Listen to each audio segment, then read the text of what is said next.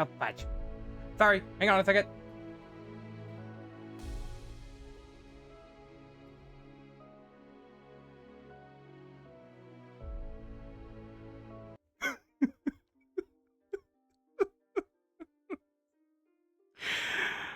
Oh my goodness, what is with me today and clicking on the wrong things? For those of you on YouTube, I have been doing a previous Twitch before this one, and I kept hitting wrong things. And now it's starting to do that too. Oh, I hope my gaming stream that I plan on doing after this won't be that bad. But anyways, greetings creatures and humans alike. I am Magi Q Dog, and tonight, on this Creature of the Week stream, we shall be learning about, let's see, scribble, scribble, scribble, scribble, scribble, scribble, we're still scribbling, still scribbling, still scribbling, scribble, scribble, scribble, scribble, scribble, scribble, ah. Whoa, got a bit too aggressive there. Anyways, we shall be learning about the Kitsune. Now, I will say, I will apologize for any mispronunciations and stuff. After all, you guys pretty much know this bit by now. But anyways, let us get started, shall we? Kitsunes are magical, yet a trickery type of yokai that are told in Japanese mythology. They appear as a typical Japanese fox, but kitsunes have magical abilities which includes them using powers, and they can stand upright and talk to people. Also, whenever a fox ages over 100 years, they will grow an extra tail with a maximum number being 9 tails, which the 9-tailed ones are the most powerful and rise. They also come in different colors, ranging from regular colors to golden fur and to black and white. It is said that a kitsune comes to be whenever a fox lives for 100 years. After that, the fox becomes a yokai, a type of spiritual supernatural beings in Japan. Kitsunes in mythology have a multitude of different roles and actions that are told. The most common is being a mischievous tricksters. They love to pull pranks on humans and often toy with people by using their powers like shapeshifting to scare or fool them. Other kitsunes are more dangerous as they are known to target humans to feed off of their life energy or possess humans to commit various acts. But not all kitsunes are simple tricksters or possessing beasts. Kitsunes also have a more defined role, as some are messengers to the gods, and serve the kami Inari, which I'll speak about later on. Some kitsunes even rise to status as a divine-like being, which they become a Tenko Kitsune. The most powerful kitsunes are those called the Chiyuu no Kitsune. These are kitsunes that have lived for 1,000 years and grew to have 9 tails. They are said to be the most powerful and rise out of their race. Other than that though, kitsunes are still foxes as they live out in the wilderness or urban areas, have a foxy diet of fried tofu, meat, and fruits, and even gather together in a group for fun pretty much like their own festivities. For the western side of the world, we only assume that a kitsune is a singular type of yokai, but there are actually different types of yokais, with some cousins even outside of Japan itself. For Japan alone, there are different types of kitsunes that come to existence depending on their elements, powers, and roles. First off are the elemental ones.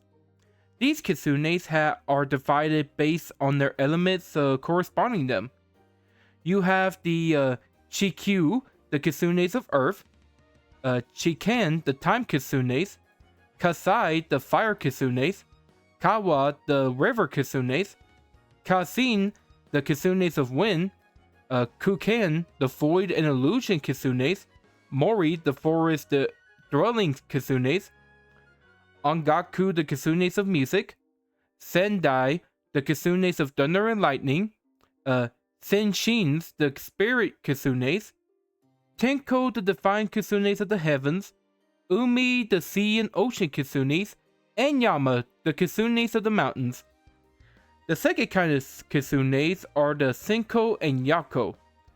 Zenkos are kitsunes that are benevolent and good nature and are often servants to the Shinto god Inari.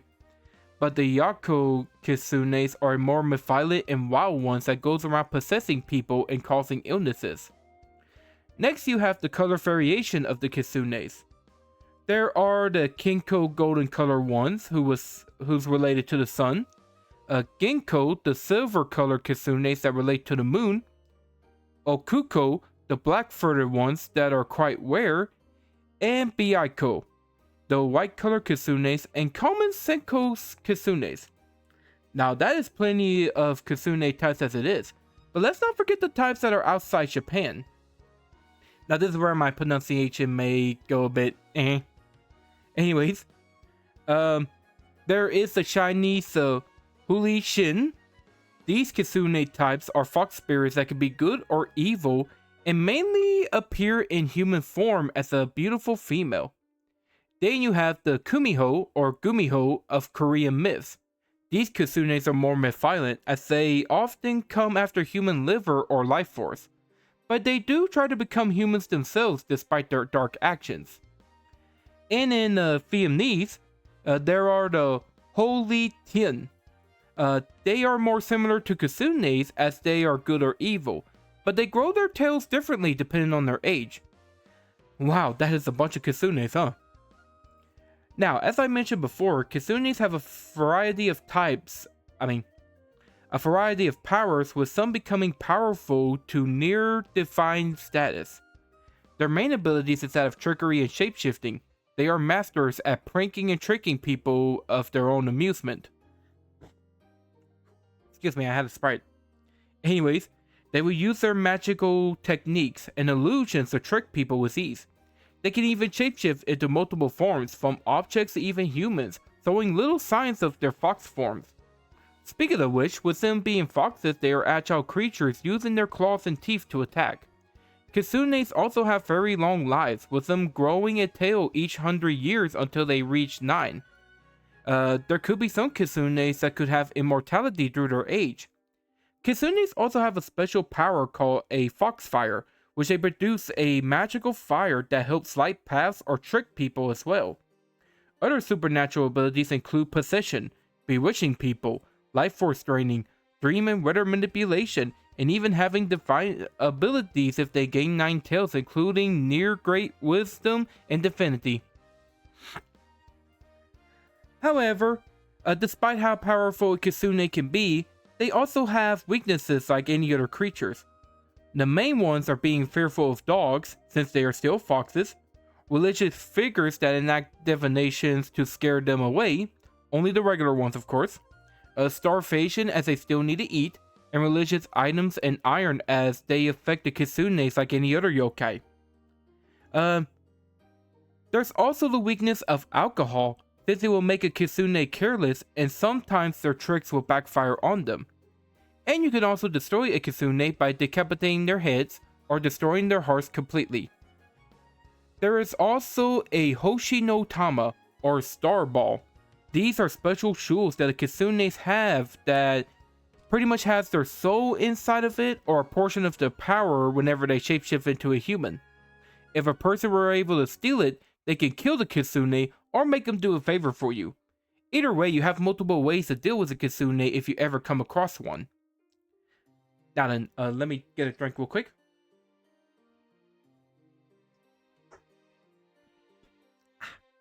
Teacher's thirsty.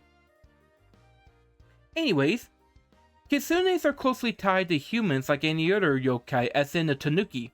Foxes and humans have lived closely for many years in Japan, and so have the Kitsunes. The relationship between the two are unique in a sense. Kitsunes can be a little mischievous towards humans, with them wanting to pull pranks and mess around, and others can be straight up hostile as they will want to possess humans and drain their life force as a source of food, while others will just pull pranks that are pretty much deadly or causes illness towards the community. Because of this, some people see Kitsunes as a nuisance or malevolent beings and often stay away or even repel the yokai in some regions. But there are also good connections between the two. Kitsunes in some regions, like Kyoto, are worshipped since they are heavenly messengers and servants with shrines and temples erected in their honor.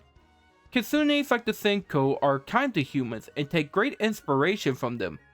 In fact, some Kitsunes have societies that are built up like human societies with families, ranks, and degrees. They will also work hard to help other beings, including humans. There are even some kitsunes who fell in love with humans and have disguised themselves as women in order to marry some of the men and even have hybrid children. Oh, look at the little half-human, half-kitsune babies. Sorry, I added that. Anyways, then of course you have the Zenko and Tenko types that are heavenly messengers that relay messages to people from the gods. The complexity...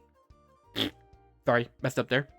The complexity of the relationship between humans and kitsunes is deep and intertwined, as humans will fear or embrace kitsunes, and kitsunes themselves can either see humans as mere pawns for pranks or great friends and lovers. Of course, the relationship of kitsunes aren't just with humans. They also have major connections with the heavens and the kamis that reside in their realms. Of these is none other than Inari. Inari is a kami/god of rice, fertility, agriculture, and prosperity. Inari, I might be pronouncing this wrong, so please forgive me about that. But anyways, he is a principal Shinto kami, highly worshipped and have over 40,000 shrines dedicated to him. Inari is also the god of foxes, and as such, kitsunes have become his messengers, servants, and protectors.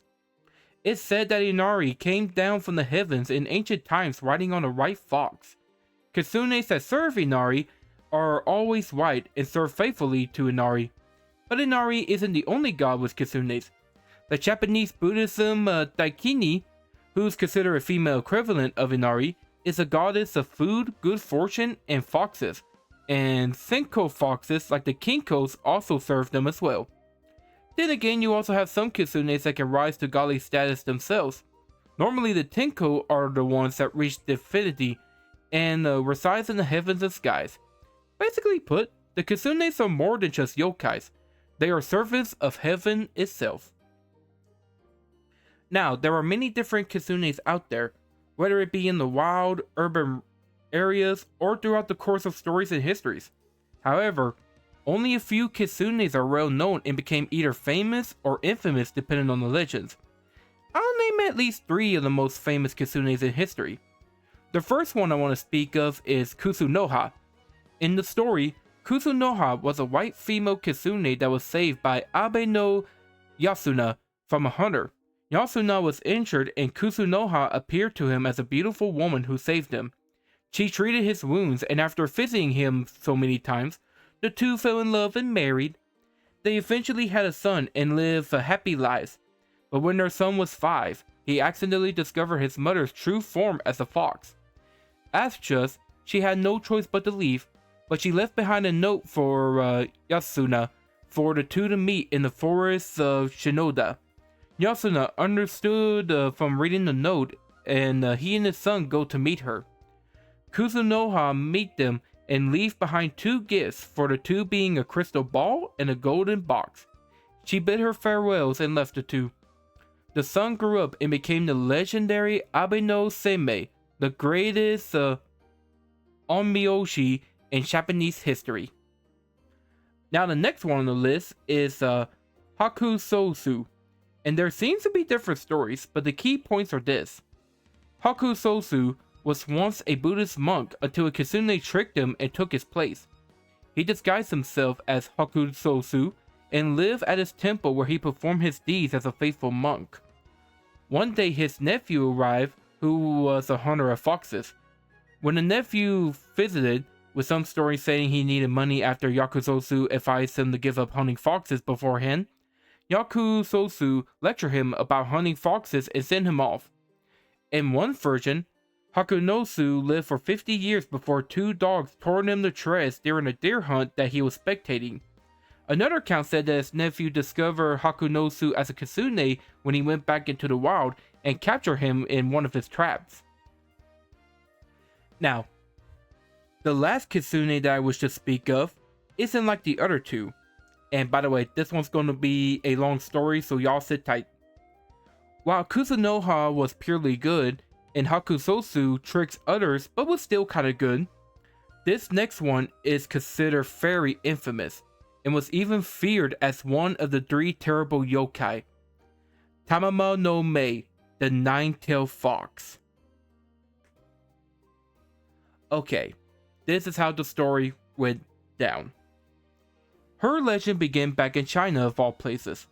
Much of her early life isn't known, but what is known is that she became a powerful sorceress and became a Kinubi no Kitsune or nine-tailed fox of great power that matched her beauty and cunning. During the Shang dynasty, she possessed a concubine named Dahili and became one of the emperor's favorites. There she performed various wicked acts from orgies to torture methods. Yeah, it was kind of bad stuff. Anyways, she eventually led the fall of the Shang dynasty, but she escaped execution and fled to India. There she gained a disguise known as Lady Kayo and became the consort of King Kamachapada of the Magaha of Taisu. I really hope I pronounced that right. Anyways, she used her beauty and sorcery to bewitch the king and had him messed up there. In having command over him, she led him to do heinous acts, as in making him eat his own children, killing multiple priests, and other inhumane horrors. Eventually, she fled back to China after being chased off again. Back in China during the Cao dynasty, she possessed this Bao Si, or Bao Si, and once again got into the palace as a concubine of Emperor Yun. She eventually manipulated the emperor to kill his Empress Qin and became the new empress. Emperor Yun ended up committing various evil acts in order to make Tamamo happy, and this led to the nobles betraying him, having Emperor Yun executed and Tamamo being captured. And this also led to the end of the Xiao dynasty as well. Man, she ended 2 dynasties at one time? Dang! Anyways, Tamamo did escape and went into hiding by escaping on a Japanese envoy. She pretty much lay low for 300 years until she began her plot again. This time she disguised herself as an abandoned infant that was picked up by a couple. They named her Mikusumi, and Tamamo grew up as a talented and gifted girl. She eventually became the consort of Emperor Konoi, or Konoe, Konoe. But the emperor soon became gravely ill, to which no doctor could find the source. The emperor called upon Abe no Nasunari, the great Onmyoji, who read the emperor's fortune and discovered that the emperor was marked by a bad omen, and later on discovered that Tamamo-no-Mae and... oh, sorry, I had to deal with the situation.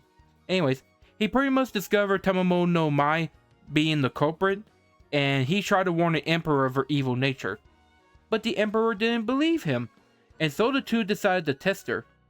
Yasunari set up the Taisen Fukun no Sai, the most powerful Onmyoji spell ever known, and had Tamamo join in the ritual. Reluctantly, and having no choice, she joined in the ritual, and although she chanted the divine words okay, she vanished as soon as she waved the ceremonial staff, leaving behind a panicked court and Yasunari confirming his suspicions.